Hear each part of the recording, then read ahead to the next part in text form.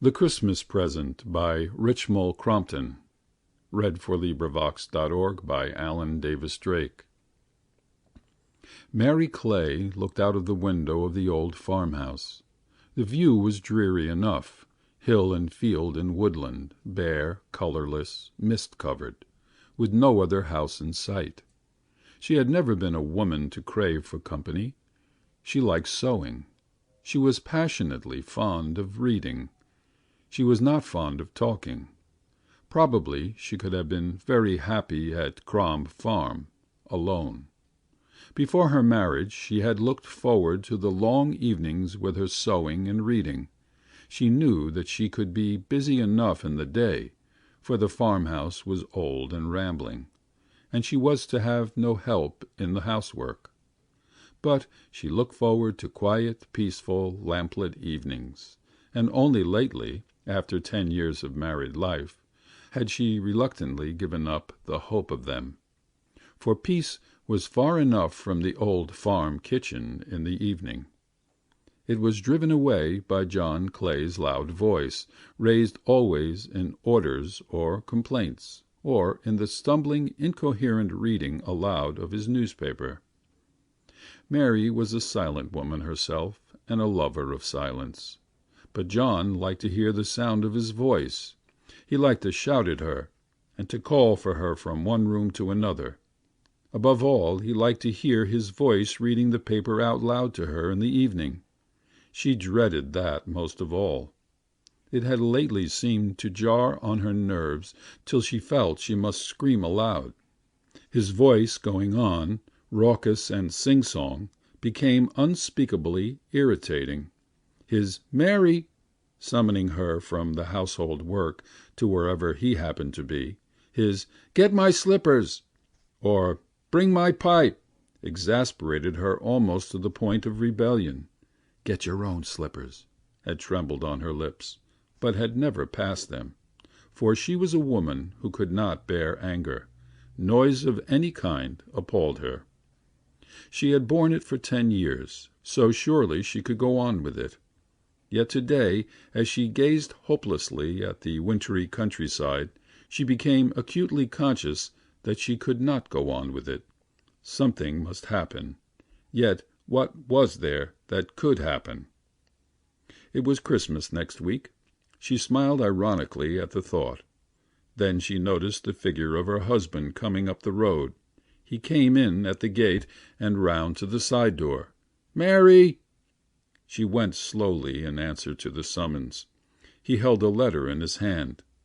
"Met the postman," he said. "From your aunt." She opened the letter and read it in silence. Both of them knew quite well what it contained. "She wants us to come over for Christmas again," said Mary. He began to grumble. "She's as deaf as a post. She's most as deaf as her mother was. She ought to know better than to ask folks over when she can't hear a word anyone says." Mary said nothing. He always grumbled about the invitation at first, but really he wanted to go. He liked to talk with her uncle. He liked the change of going down to the village for a few days and hearing all its gossip.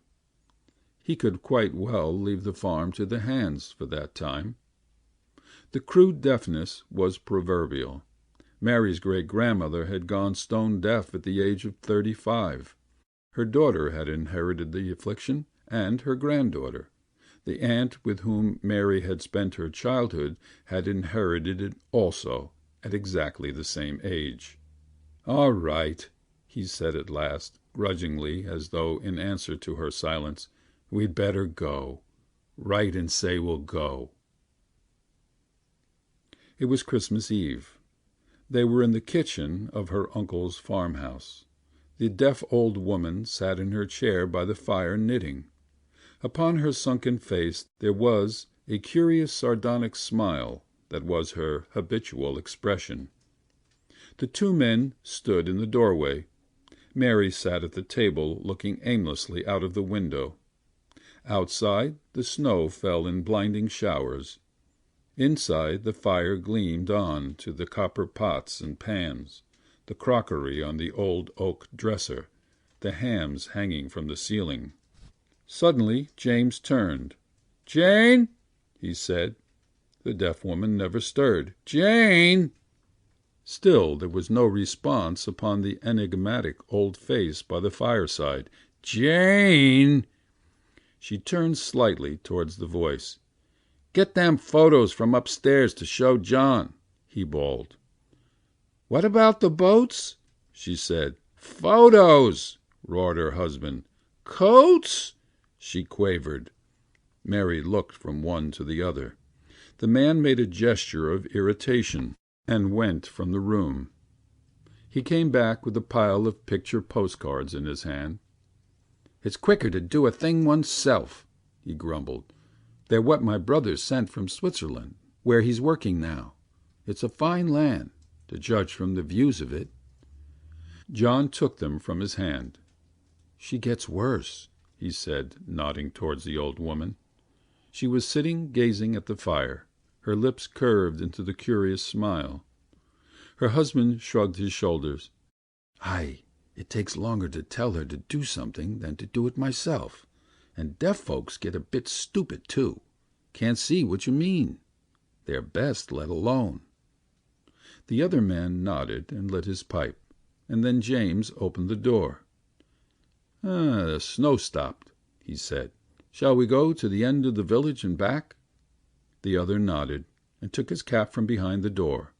A gust of cold air filled the room as they went out. Mary took a paperback book from the table and came over to the fireplace. "Mary!" She started. It was not the sharp, querulous voice of the deaf old woman. It was more like the voice of the young aunt whom Mary remembered in childhood. The old woman was leaning forward, looking at her intently. "Mary, a happy Christmas to 'ee!" And as if in spite of herself, Mary answered in her ordinary low tones. "The same to you, auntie." "Thank'ee, thank'ee." Mary gasped. "Aunt, can you hear me speaking like this?" The old woman laughed silently, rocking to and fro in her chair as if with pent-up merriment of years. "Yes, I can hear ye, child. I've always heard ye." Mary clasped her hand eagerly. "Then you're cured, aunt?"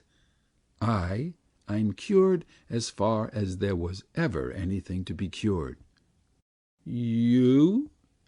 "I was never deaf, child, nor never will be, please God. I've took you all in fine." Mary stood up in bewilderment. "You? Never deaf?" The old woman chuckled again. "No, nor my mother, nor her mother neither." Mary shrank back from her. "I don't know what you mean," she said unsteadily. "Have you been pretending?" "I'll make you a Christmas present of it, dearie," said the old woman. "My mother made me a Christmas present of it when I was your age, and her mother made her one.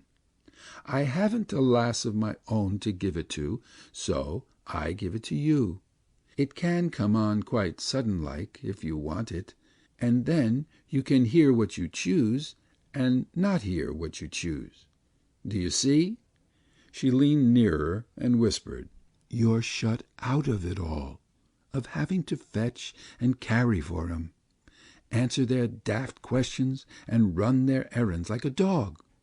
I've watched you, my lass. You don't get much peace, do you?" Mary was trembling. "Oh, I don't know what to think," she said.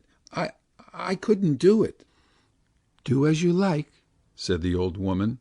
"Take it as a present, always. The crude deafness for a Christmas present." She chuckled. "Use it or not, as you like. You'll find it main amusing, always." And into the old face there came again that curious smile, as if she had carried in her heart some jest fit for the gods on Olympus. The door opened suddenly with another gust of cold wind, and the two men came in again. covered with fine snow. "I'll not do it," whispered Mary, trembling. "We didn't get far. It's coming on again," remarked John, hanging up his cap.